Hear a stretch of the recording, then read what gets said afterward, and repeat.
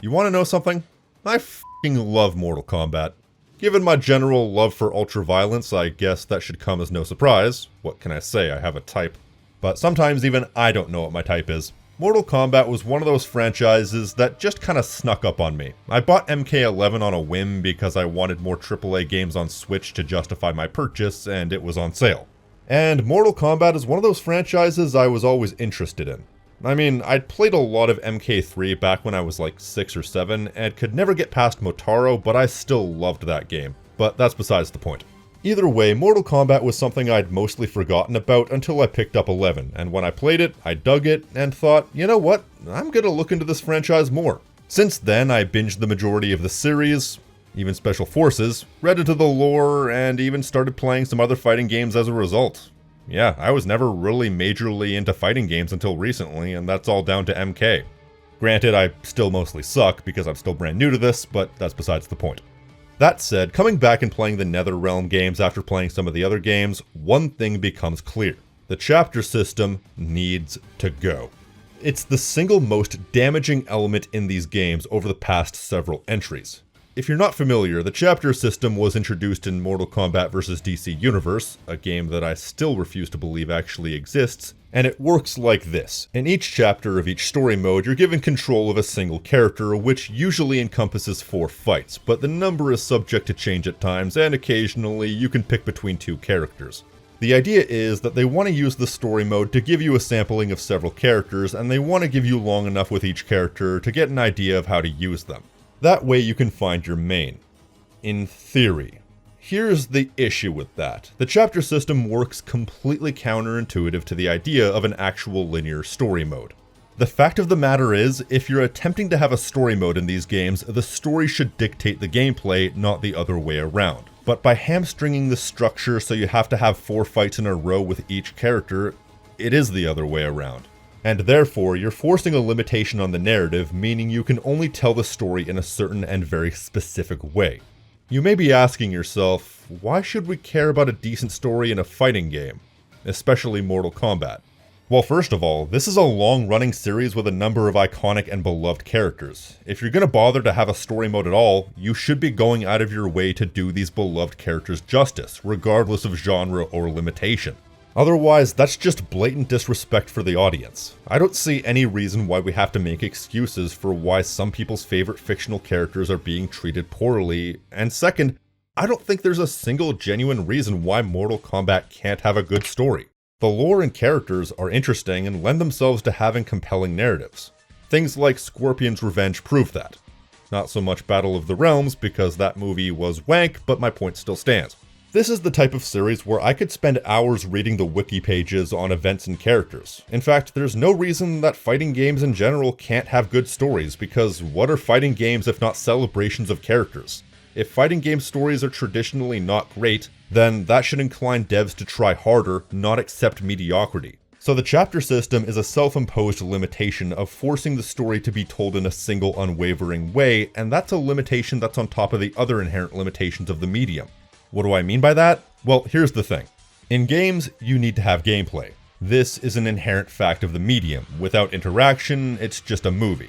You tend to find games that can integrate story and gameplay a lot better on the independent scene. That's where you'll find the likes of Her Story or Undertale, which wouldn't have worked as linear narratives, and take advantage of the interactability and non-linear nature of games to tell a completely unique story. But because the general mainstream audience usually doesn't like things that are majorly out there, big releases are sort of limited to the Hollywood templates. But even Hollywood is able to indulge in more out there ideas every now and again because the only limitation of a movie is the director's imagination. But games are inherently limited to stories that can fit into systems of gameplay, which is why you see so many games that are so similar in style, tone, and gameplay. This isn't always the case, but it is to the less imaginative devs out there. Modern Mortal Kombat doesn't necessarily follow any specific Hollywood template, but the story is still limited by what can justify gameplay. And you're dealing with an additional story limitation in that the gameplay is 2 people having a fist fight. There's only so many ways you can tell a story that properly establishes one-on-one fighting as a consistent thing. So there you're already dealing with 2 separate issues that independently hamstring a potential narrative. So when you're adding a third limitation on top of that, it all falls apart. because now you not only need to establish a situation where two people having a punch-up is the main resolution to conflict, now you need to establish within that set of rules why one character needs to have 4 fights or more in a row. So you have to structure the story around this set of limitations, which creates a situation where you have to contrive a lot of conflict, or have really weird narrative structure. That's why, generally speaking, outside of some rare examples, the Netherrealm story modes can be generously described as a series of dumpster fires. I don't think they're incapable of writing a compelling story within these limitations. The closing chapters of the Aftermath DLC were quite good. All the tournament chapters in MK9 were pretty good. Sonya's chapter in MKX was solid because it was mostly set in a really compelling flashback. The opening chapter of MK11 was also really good, except for the really strange justification for the opening fight with Sonya. Striker's chapter in MK9 was also really good. But those are the exceptions that prove the rule. I feel like these stories could reach their full potential theoretically, because even as they are right now, I find myself enjoying these stories while I'm playing them in sort of a dumb B-movie kind of way. But it really tends to fall apart when you examine it with any level of depth, and even then, any writer worth their salt should be aiming higher than something being ironically enjoyable. I mean, goddamn, I enjoy MK Annihilation in the same way I enjoy modern Mortal Kombat stories, and that's not necessarily a compliment. Things like MK Annihilation, Rise of Skywalker, and Venom 2 are some of the best comedy movies I've ever seen, despite not being comedy movies, if you see what I mean. MK vs. DC Universe actually made this chapter system work to a point, but that was down to it not being a traditional linear narrative. It was 2 parallel stories happening simultaneously, like SA2, so it lends itself to smaller, more individually condensed stories that come to a head as the game goes on. So in certain scenarios, this is something that could work, but in most scenarios don't, because then you have many negative examples of this structure hindering the games, like Jax's chapter from MK9, where Jax decided that the best way to humble Johnny Cage for being a little bit of a twit was to break his spine. Or Jade's chapter from MK11, where Jade and Kotal Khan decided the best time to have a lover's quarrel was in the middle of the last known location of the person they're looking for, who happens to be the most ruthless warlord in Outworld history. And the best way to solve this disagreement was to hit each other with pointy sticks in order to weaken each other for when the inevitable happens. Or how about Takeda's chapter from MKX, where both groups of people are looking for the same person, but nobody stops to think for 5 seconds and try and say, oh, we're looking for Devora too, let's look for her together. You'd think they'd have earned the benefit of the doubt by that point, but apparently not, so Takeda has to fight everyone in turn, which only serves to weaken the already fractured relations between the two realms. Just a few examples of chapters where there wasn't enough story to justify the gameplay, and therefore one or more fights came across as horribly contrived.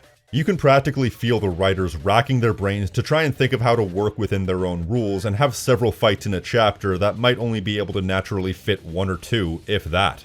How about Johnny Cage in MK9, who thought the best way to endear himself to Sonya Blade was to beat her senseless? Or Scorpion in MKX, who thought slicing up various allies to get to Quan Chi was a great idea instead of, doing the sensible thing and calling first dibs once they were done with him. Or Scorpion again in MK11, where they had Sub-Zero leave for literally no reason so that they could swap out future Scorpion with past Scorpion in order to get a few more fights in based on a misunderstanding. If Sub-Zero stayed behind, which he had every reason to do because he served to gain nothing by going back to Earthrealm, why'd he even come on this mission if he was just going to leave halfway through? They could have double-teamed Devora and would have been able to have 2 people to vouch for past Scorpion's loyalty instead of none. Then there's the chapter starring Sonya Blade, also in MK11. Sonya Blade, by the way, being voiced by an incredibly unconvincing Ronda Rousey. Cut this shit! You'll kill us whether we fight or not! They only had 3 fights for her, and so they had Garrus practically manifest from the ether for a contrived 4th fight after the story of the chapter had already been concluded. Despite the fact that she fought Johnny Cage in cutscene earlier in the chapter. Sure, he was wounded, but that hadn't stopped them before. How about Jackie's chapter in MKX, where Outworld forces turn up suddenly and decide to turn on Earthrealm, hoping that Shinnok would spare Outworld for helping him, despite a unified front being the best way to take down Shinnok? Or how about much earlier in the story, where Kung Jin decides the best time to start a potential war with another realm was over a disagreement with Outworld's customs, and during a diplomatic mission no less. The list goes on and on and on and on. And you can only have so much contrivance, so much poor writing, so much poorly established conflict, so much excruciating dialogue that comes as a result of these issues, and so on and so on and so on, before the story mode can simply be classified as bad. And these issues have been present since MK9, but were especially egregious in MK11. MK11's story mode was by and large the biggest dumpster fire of the lot. And a lot of those issues do go beyond the limitations that they've set for themselves, Kronika being an absolute dumbass for a start, but the limitations of the chapter system certainly adds fuel to that particular fire. There's heaps of contrivance and a lot of contradiction. I will admit, the reason for having the chapter system makes sense in theory, but let's get something straight here, guys. Story mode should be about the story. If you're playing the story mode to get a specialized look at these characters, then you're playing it for the wrong reasons. That's what tower mode is for. Writing the story around the idea that you have to have extended periods of time with each character is dumb, especially when you take into consideration that you don't even usually get to play as half the roster. At least if each fight were based on the story and not the other way around, you would have a more diverse field of characters to play as. Of course, you wouldn't have time to get used to them because you'd be playing them for 1 or 2 fights at a time, but that's just the name of the game. If your solution to an inherent issue with the story mode of a one-on-one fighter is to hamstring the story, then why even bother having a story mode to begin with? To build on that point, from a gameplay standpoint, what's even the point of having the chapter system if you can't fit a chapter for every single character? If the point of the chapter system is to play each character long enough to get used to them, well, I'd never played as Ferritor, and they ended up being my main. So job well done there, guys. It also creates an issue where certain characters end up looking like absolute crap by the end of the story mode. They end up with a dominant run for 4 fights in a row, and then they spend the rest of the game looking like a chump. This is a running joke with Kotal Khan. He's been the resident punching bag since the moment he was introduced, and this is despite having a few wins under his belt. But those chapters, and therefore his wins, come early in the game on both occasions, so he spends the majority of MKX and MK11 getting worked over like CM Punk in the Octagon. This is a shame because I really like Kotal Khan, although that's mostly just down to him being voiced by one of my favorite voice actors, Phil Lamar. But I recall an Earthrealm expression. There is more honor among thieves than diplomats. And the characters that don't get a chapter, they end up looking worst of all, because they can't get a single win to save their lives. Literally. Kano, Baraka, and Reptile are just a few examples of characters whose entire existence are to be jobbers, and none of the actual main antagonists get a chapter to themselves, and so even the antagonists end up looking weak because they can never get a dominant, decisive win over any of the protagonists. That is until the Aftermath DLC, which to be fair isn't excellent DLC, although most of that is down to Kari Hiroyuki Tagawa's fantastic portrayal as Shang Tsung. And to ensure victory, you sacrifice the lives of your friends. How deliciously cold-blooded. He is to that character what J.K. Simmons is to J. Jonah Jameson. The issues with the rest of the games are still present in the DLC, they're just lessened. As a matter of fact, I won't go into it in great depth here, because I could literally rant about this for 10 minutes, but MK11 Aftermath has a plot hole so egregiously large that it ruins the story for me. Basically, if Liu Kang can send people back in time via the current timeline even after it's erased, there's no reason the Aftermath DLC and the quest for the crown had to happen at all. Liu Kang could have just sent them back via the current timeline into Kronika's keep and shit-canned her right before she reversed time, taking the crown in the process. If they mess up, they could try again and again and again until they succeed. And if they stop her before she reverses time, they won't even need the crown. If Liu Kang was afraid of creating a paradox or something, he could have just hid himself in the void beyond time and space, which is what he did in the story anyway. Time travel stories, am I right? Oh man, I got really sidetracked. You see, this is what happens. I get passionately behind a completely unrelated topic and suddenly 5 minutes have passed. The point is, for 3 games straight, the main villains can't get a decisive win against our protagonists, hindering their effectiveness as a threat. Shao Kahn can pull this off because he actually does stuff, and even then he still has the presence of an absolute badass, but Shinnok suffers majorly for this. He can't get a single win and then gets worked over by Johnny and then Cassie Cage. Like, damn. That's pathetic. He was such a weak villain that they had to throw in a line in MK11 Aftermath justifying it. You know I toasted Shinnok, right? Ha! Shinnok schemed because he was worthless in battle. That you beat him only proves that truth. So the more you examine it, the more you realize that this system of storytelling is made redundant by its own presentation. So I say, in the next MK game, the chapter system is the one thing that more than anything needs to be banished to the Nether Realm. Would these games be written demonstrably better if they did so? Well, that's hard to say because we don't know if the writers are simply too incompetent to write a good story, or if it's just down to the limitations that they're faced with. At the very least, the less handicaps, the more potential you have to make something truly classic. Mortal Kombat is great, and deserves to be treated with respect because it's one of the longest continually running video game franchises out there. Respect your elder gods and all that. The gameplay has already been pretty much perfected as far as I can tell, so it's just, work on the other weaker aspects of your presentation and you're sure to make something that all fans can enjoy, not just the type of fans who would be given a cone of Elmer's glue and thank you for the ice cream. That's all I got. Not sure if this is a hot take or not. Despite making YouTube videos, I don't actually watch many. And trust me, the irony of that statement is not lost on me. I just don't have the time these days. So hopefully this is a non-contentious issue, but if it is, I apologize. I don't intentionally try to be controversial, I just speak my mind to whoever will listen.